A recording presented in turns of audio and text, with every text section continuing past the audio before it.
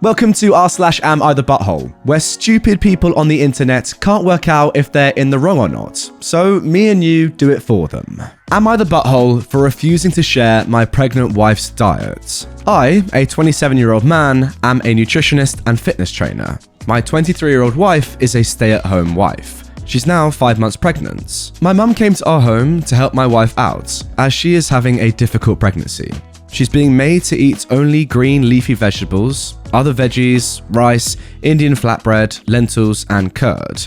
My mum makes bland food for her since she's unable to keep anything down. My mum is also very strict about her not eating too many oils, sweets, junk, etc. I make separate food containing meats, eggs, milk, spices, etc. for myself and my mum. Now me and my mum do the household chores since my wife is unable to do anything due to severe nausea, bloating, and acidity. My wife has started to feel bad because she's stuck eating bland food while we eat spice food containing meat. I tried consoling her by telling her that it's just for 4 more months, but she said since she's likely to have a C-section, she'll not be allowed to have anything but bland food for 2 months more at least. My mum said she'll have to eat it for longer than that, as eating spicy and non-vegetarian food is bad for nursing women. My wife then told me she wants me to give her company by eating the same food as her. I refused because I prefer animal protein over plant protein. I, however, told her that I'd stop eating junk foods, sweets, etc. She's now mad at me, saying that I'm selfish for not even sacrificing my current food habits for her. So, am I the butthole? Okay, but seriously, guys, where do I even begin with this one? There's just so much to unpack. I've always presumed that a pregnant woman normally decides what she wants to eat, and it's not forced upon her by her boyfriend or her boyfriend's mum. Clearly I'm wrong there. I'm not a nutritionist and this guy is, so he must be doing something right. But in all seriousness though, not changing your diet to accommodate your pregnant wife is actually mental. Yes, clearly OP is the butthole. Let's move on. Now moving on to our next post. Am I the butthole for choosing to work at home when my Zoom meetings annoy my husband? My employer has given the employees the choice of working at home or going into the office. Personally, I feel that it's safer to stay at home, given what's still going on, and it's about half and half of my co-workers who've decided to stay home or go to the office. The problem and conflict is that I often have 2 or 3 one-hour Zoom meetings per day.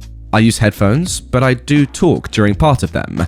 I close the door, but the noise bothers my husband, who's in the other room. He's also at home all day since he's unemployed. He keeps telling me that I'm selfish to stay at home and bother him when I could choose to go work in the office, and he says that I'm just too lazy to go to the office and waves off my health concerns as paranoid. I do feel guilty because he gets really upset by the noise and says that it's hard for him to focus on stuff he's reading when he hears me talking. Am I wrong? Should I go into the office a few days a week? Now, I have had quite a few comments telling me that I should tell my husband to look for a job, but he told me he doesn't want to until COVID is over, which is a bit weird since he says that I'm paranoid about it. Overall, he makes me feel guilty a lot, which is why I came on here.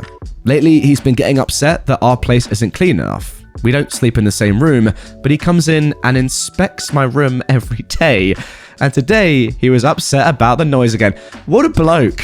That is my conclusion. Not only is your husband clearly the butthole in this story, and you obviously are not OP, but also leave that man when you can. And I've got a plan. Come and live with me, because I don't make any noise when I record. Honestly, if my family got annoyed by my noise, I'd have been out of this house about 2 years ago. That is for sure. I am an extremely loud person, especially when I'm recording. So yeah, accommodate your wife who's working, by the way, but who cares about that? Yeah, honestly, just get rid of the bloke. Am I the butthole for getting annoyed with my friend's vegan boyfriend? On Sunday, my friend and her boyfriend came over for a roast dinner. Now, roast dinner, for those of you losers that are outside of the UK, is beef, Yorkshire puddings, roast potatoes, veg, and gravy. And by the way, must I say, yes, I must, it's lovely. If you haven't tried it and you're in another country, it's delicious. My friend's boyfriend is a vegan, and I thought that this would be a fun challenge. Now, making a roast is a lot of work, but I didn't want meat eaters to miss out for one vegan, so I made 2 completely different dinners. I researched the best possible way to make a vegan version that's still yummy for him.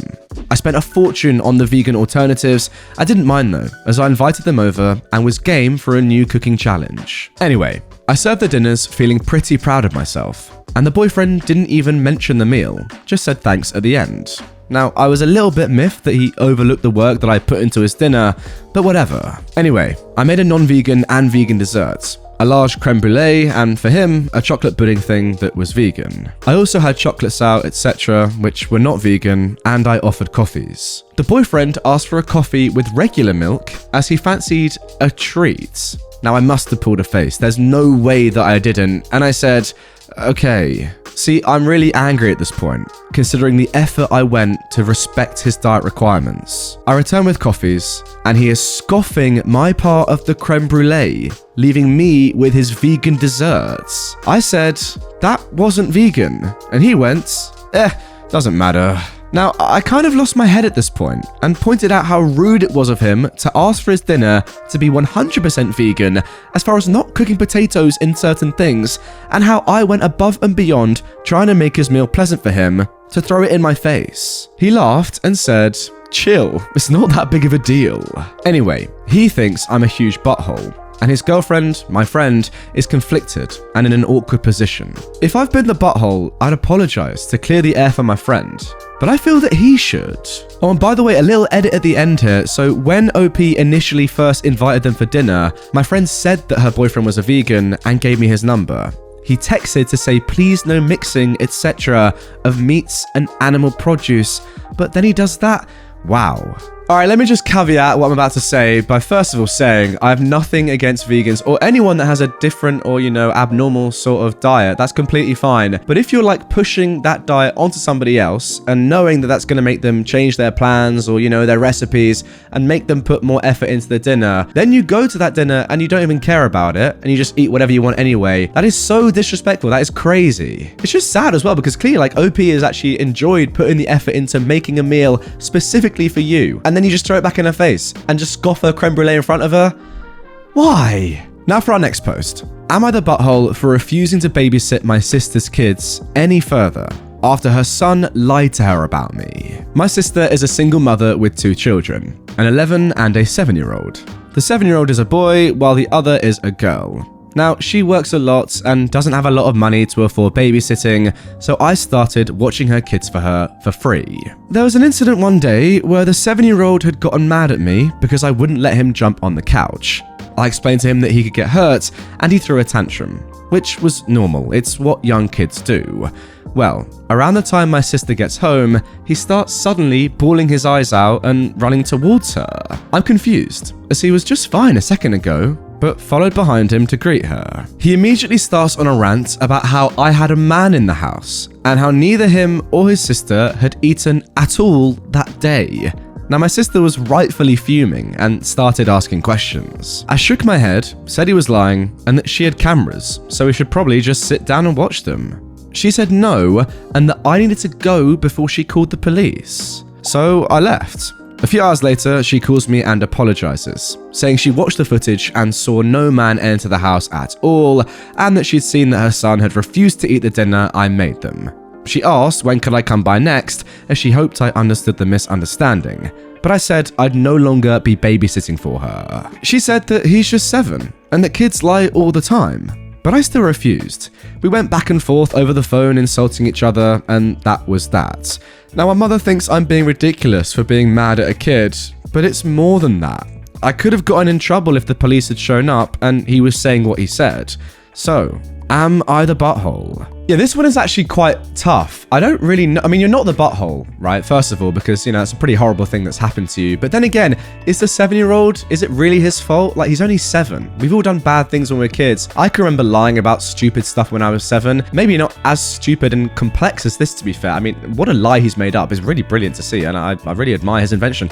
But it's not like the worst thing, is it? He's only 7. He doesn't really have much common sense yet, clearly. He'll get more understanding as he gets older, and yeah, it was just a weird thing to say at the time, but he's 7. I think easiest way to deal with this is just, have a little break, tell the kid he's stupid, maybe don't give him any food for a week, and then come back and do some more babysitting. Simple answer, really. Now for our next post. Am I the butthole for refusing to give up my seat on a flight to a person who has a guide dog and is visiting a family member in hospital due to the fact that I have a dog allergy? I won't be going into specifics in this story since I'd rather avoid being identified.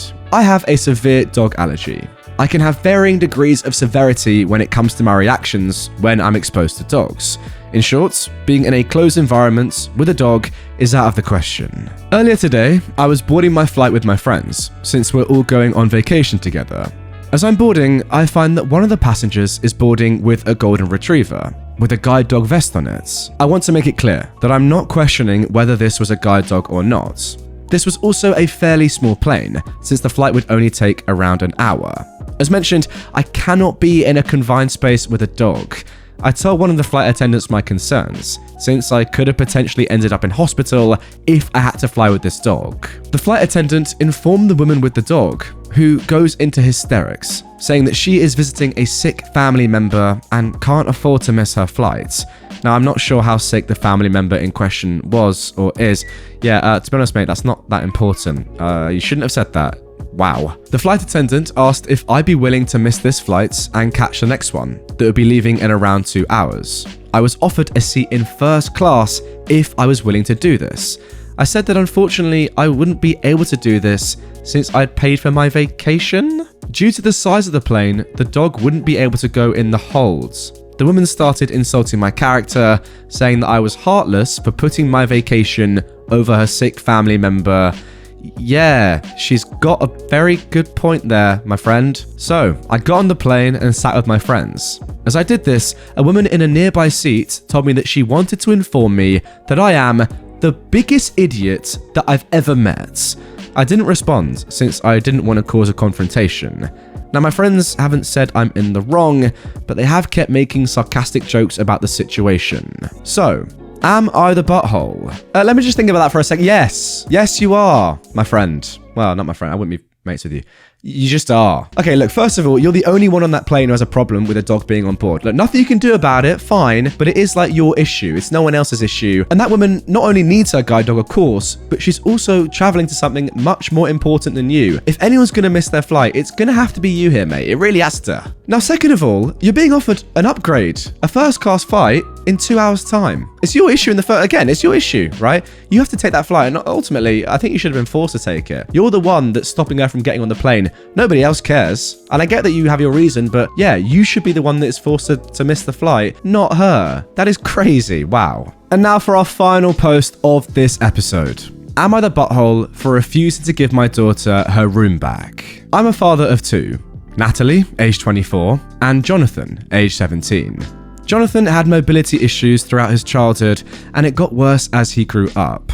He became a full-time wheelchair user 2 years ago after he had a serious accident that left him in a worse state than he was before. Natalie moved out for college at the age of 18 and then moved in with her now ex-boyfriend. Now, I need to mention that because Natalie is my oldest, she had the bigger room in the house. Jonathan had the smaller room, which was fine by him, but now it's different. With the major changes in his life and needing a wheelchair to move around, I've considered moving him into Natalie's old room that she hasn't used in years. I first called her to let her know, and she gave me the green light to go ahead and do what's best for her brother and make his life easier.